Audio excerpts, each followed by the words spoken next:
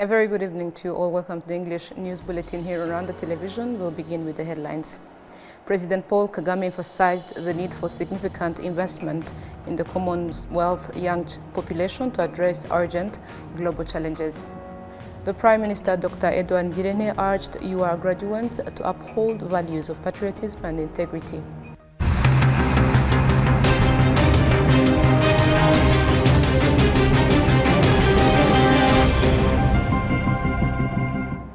My name is Olive Nathan. It's always a pleasure to have you with us. I hope you had a productive week.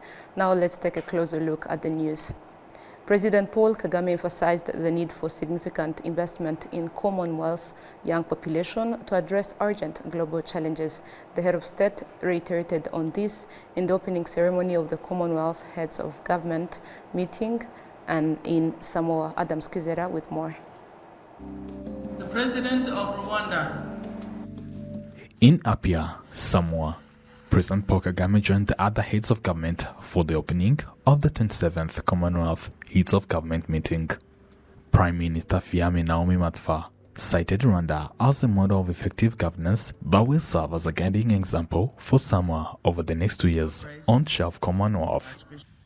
In passing the leadership torch from Rwanda to Samoa, we have inherited a legacy of reconciliation of division, bold leadership, and stewardship in maximizing the use of resources in order to harness potential from every man, woman, and child. We thank Rwanda for their leadership lessons we have learned from their experience to guide us in our journey over the next 2 years. Your Grace, Your Majesties, Patricia Scotland, the former Commonwealth Secretary General, praised Rwanda's governance, describing it as skillful leadership, marked by the generosity of both its people and government.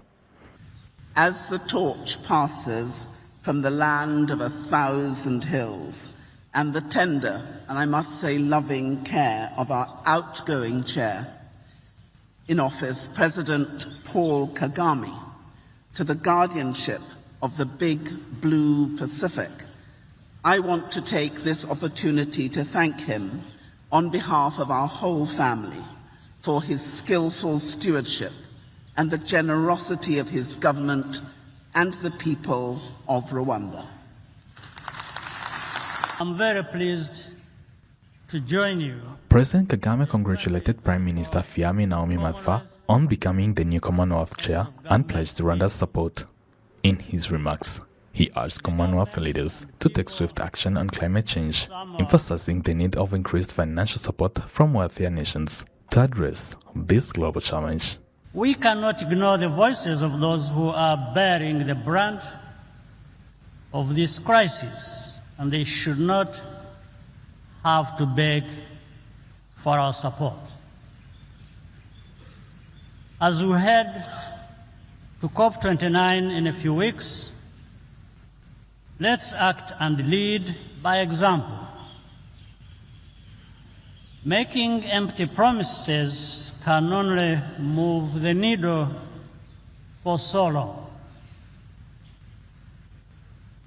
We continue to support His Majesty, the King's Sustainable Markets Initiative as a blueprint for public-private partnerships and green investment throughout the Commonwealth. Indeed, what will make us cross the finish line in the fight against climate change is more finance from wealthy countries.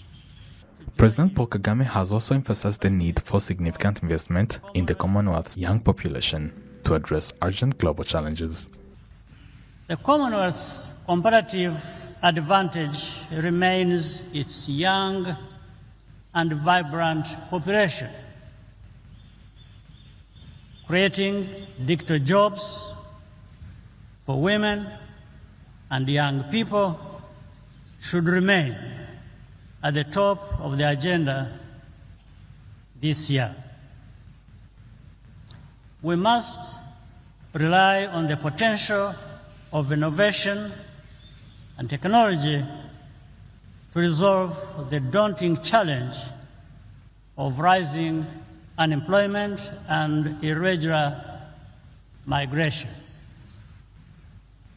This is also a good way to bridge the skills gap and the imbalances in human capital development opportunities between our regions. Artificial intelligence should not become a problem. If we use it responsibly and establish sound policies, we can transcend the realm of our imagination and become even more resilient. The head of state also highlighted the Commonwealth's growth, emphasizing the need to align this progress with its core values of equality, diversity, and solidarity for a sustainable future.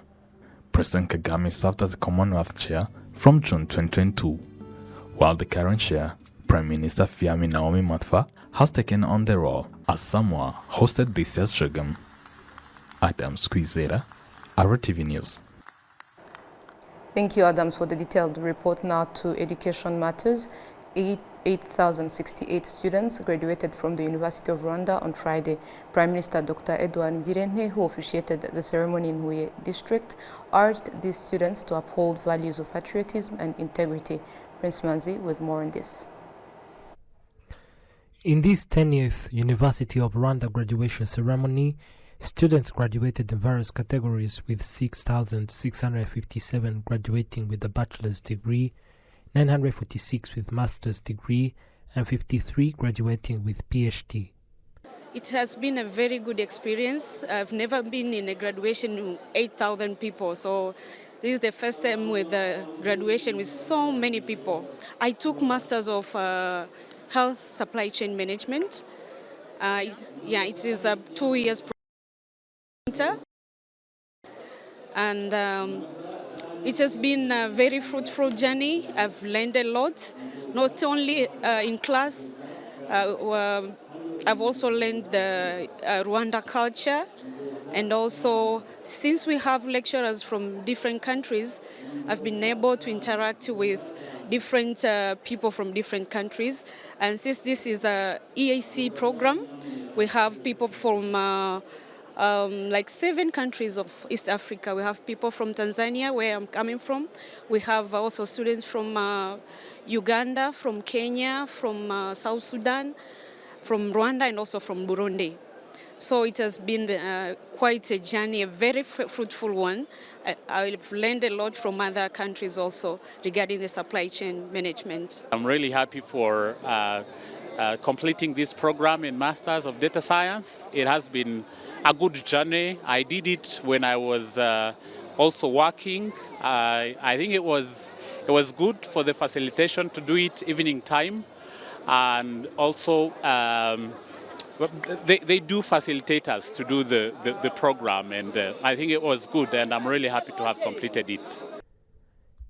Prime Minister Dr. Edward Ngirente, who officiated the ceremony on Friday, urged graduates and the Rwandan youth at large to uphold the values of patriotism and integrity.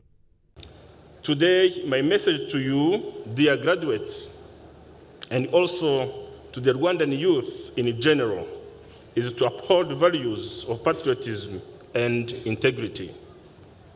You should think big, seek innovative development solutions, and undertake impactful projects that benefit both yourselves and the country. You should always remember that the positive transformation of our country begins with you. I therefore encourage you to seize every opportunity that the country offers you. As you move forward, remember that your success is linked with the development of our nation. Established in 1963, the University of Rwanda now has over 6 colleges, namely College of Arts and Social Sciences, College of Agriculture, Animal Sciences and Veterinary Medicine, College of Business and Economics, College of Education, College of Medicine and Health Sciences, and College of Science and Technology.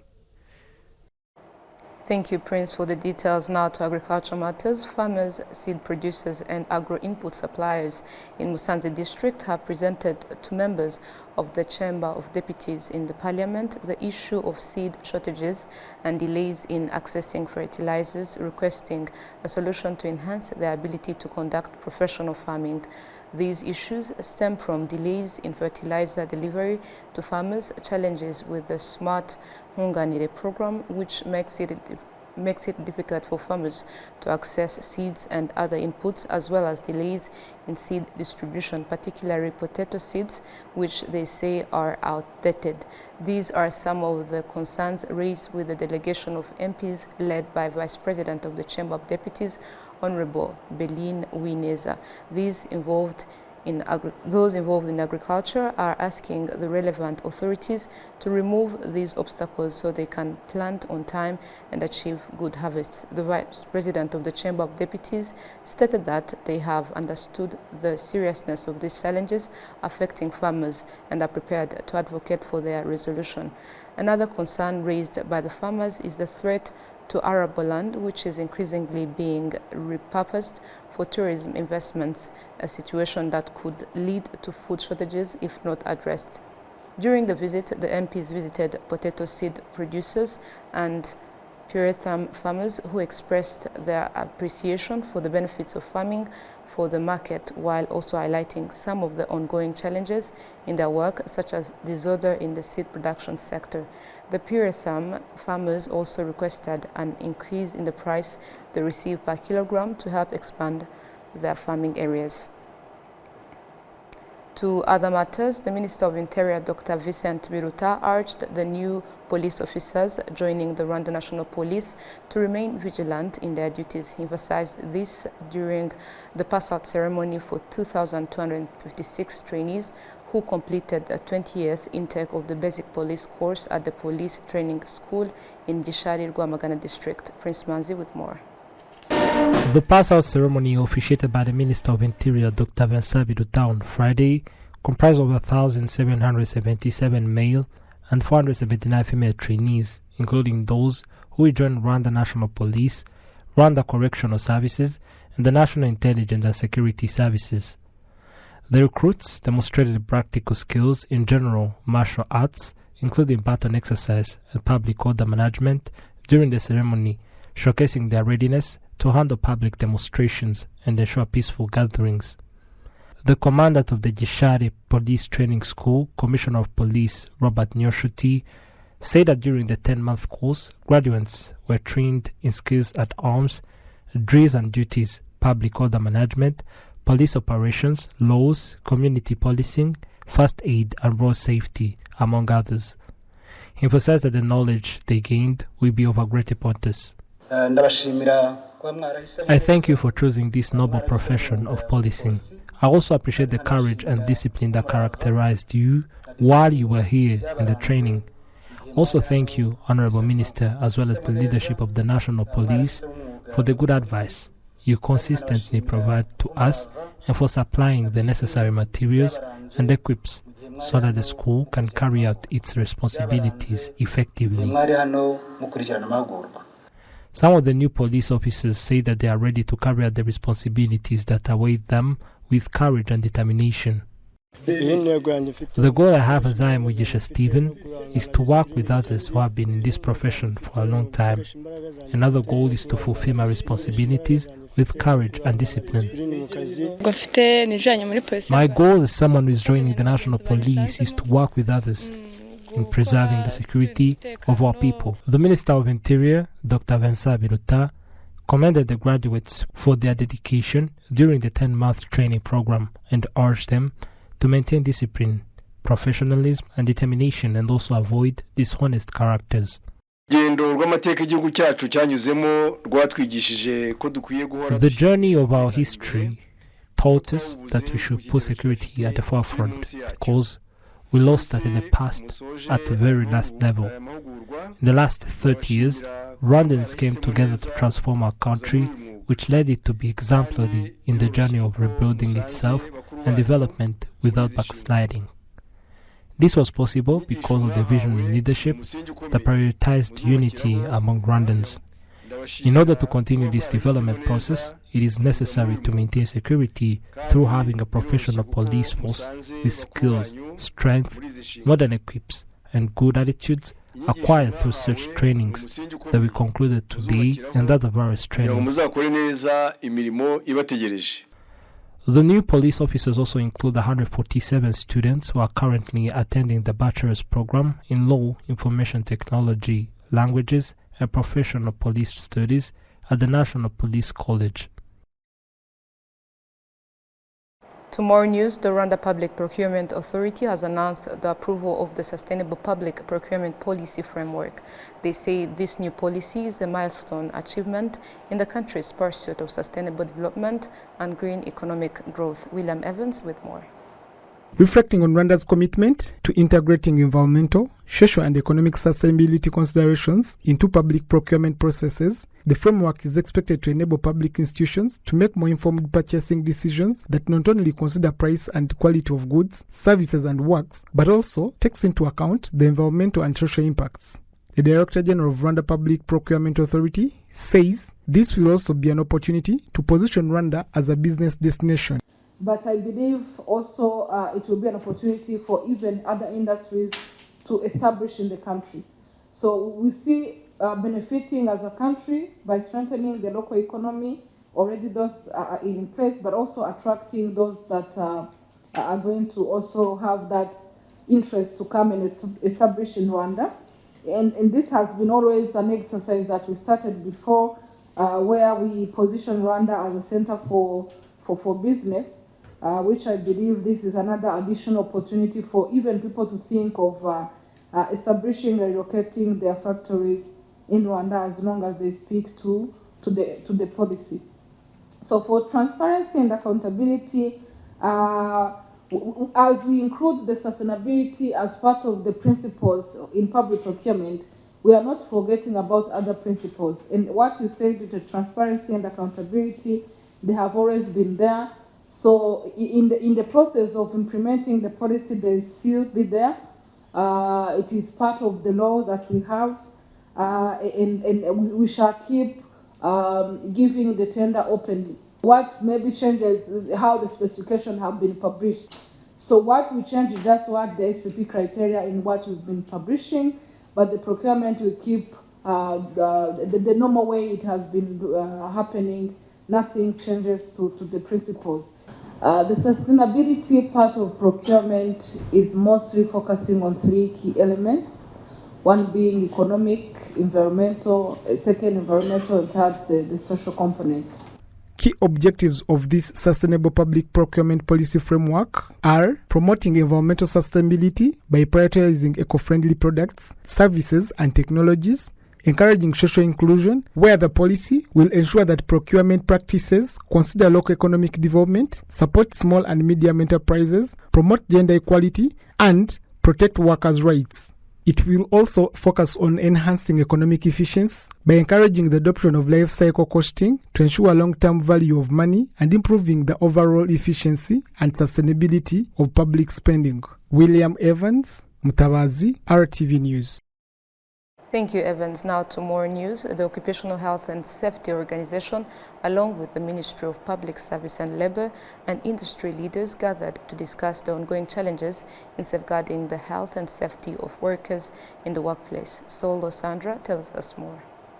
The safety and health of workers is a critical issue for those advocating for workers' rights. This was a focal point for the Occupational Health and Safety Organization, which organized discussion on this topic, as highlighted by its director, Sam Butale. This one was started because there is a shortage of this culture, safety culture. The objective is to have the safety culture in the state. It's a new phenomenon that has come with the mushrooming of the industries. So as a result, people are not aware. In the first instance, people are not aware and they need to be trained. That's being number one. Make people aware, train them, bring in the law, implement the law that is existing, but is a bit now, it's silent. It is there, stated, people will be protected in the workplace. But the issue is, people are not actually protected. Investors, most of them are interested in their money. Life next. That's the problem why we have come up. We need to protect our people, safety first, in a work environment. So, as a result, we had to say, we cannot keep on like this. Accidents everywhere, on the road, in mining, in water, industries. All these processing industries are incurring several incidents. Every other statistics are big. Chief of Labour and Decent Work Administrator in the Ministry of Public Service and Labour, Patrick Kananga, comes back to the key areas of focus when looking at employees' safety in the workplace. We focus on health and safety, looking on whether an employee may encounter an accident at work that could be lead to injuries. We will examine this health, checking for any physical or mental illness. Patrick Kananga also highlighted what has been done by the government to help ensure employee safety.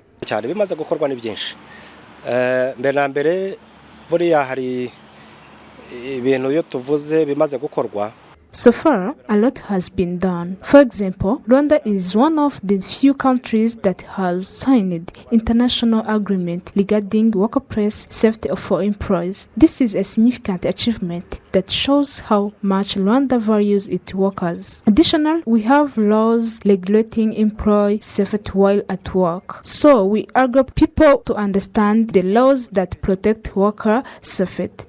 This conference, held for the first time, addresses various topics including ways to enhance workplace safety and the potential consequences of not enough safety measures. Saula Sandra Tumkund, RTV News. Thank you, Sandra. Moving ahead, the Rwanda Cultural Heritage Academy states that its collaboration with the audiovisual media is one of the ways to enhance public awareness and understanding of the Academy's operations, and where possible, to have media play a role in disseminating information related to heritage that is archived in the National Repository. A documentary film on colonial-era education in former Belgian colonies is among the thousands of documents stored in the National Archives. It focuses on the educational policies in Rwanda, Burundi, and Congo. In the archive rooms, numerous documents are available that were sourced from government offices or other institutions that provided these records. There are also items related to the country's heritage, including traditional songs, dances, and recent historical events. Audio and video recordings are some of the materials preserved in this archive. However, Robert Masozera, the Director General of the Rwanda Cultural Heritage Academy, notes that more materials need to be collected, which is why they are looking to collaborate with the media. Among the Institute's efforts is the retrieval of documents related to Rwanda's heritage that were spread across different parts of the world. For example, Belgium has already provided some of these documents in digital form, as it is difficult to transport them back to Rwanda. Journalists believe that working with the Academy could help in making the country's heritage more known to the public. Visiting the archives is free, and these documents provided there are not for sale. The Rwanda Cultural Heritage Academy is also expanding its operations to enable digital access to national heritage materials. Additionally, a law governing the management of national heritage is being prepared, as October 27 is globally dedicated to the commemoration of audio and visual heritage.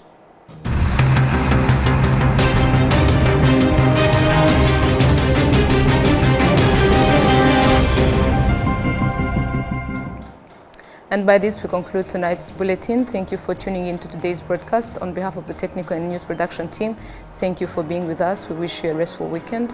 Until next time, goodbye.